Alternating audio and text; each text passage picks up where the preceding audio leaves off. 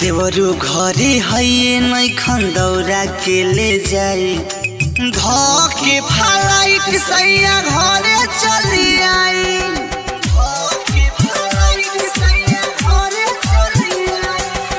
देवरू घरे है नै खंदौरा के ले जाई धके फ्लाइट सैया घरे चली आई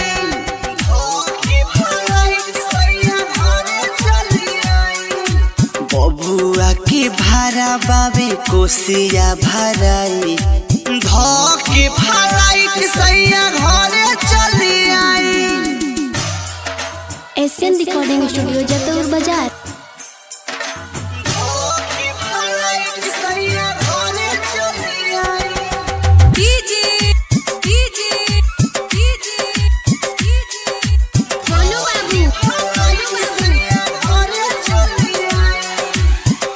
जिला छपरा जिला छपरा जिला छपरा जिला छठी माई के घाटे जाइब भरब कोसी बिंड बाजा बाजी नाची पड़ोसी छठी माई के घाटे जाइब भरब कोसी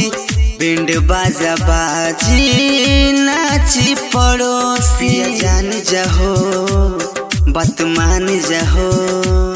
पिया जान जाहो बात मान जाहो उनही के कृपा से बननी सुन माई धके फ्लाइट सैया घरे चली आई देवरू घरे है नै खंदौरा के ले जाई धके फ्लाइट सैया घरे चली आई।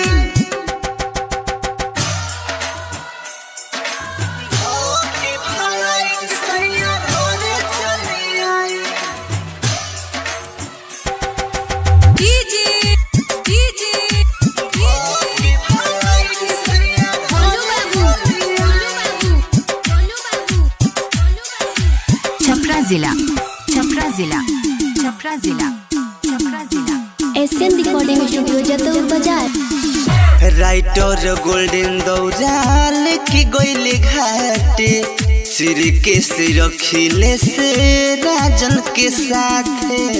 राइटर गोल्डन दौराल की गोइले घाटे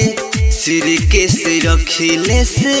राजन के साथ हम नाचब जी सुनी घाटे जी हम नाचब जी सुनी घाटे जी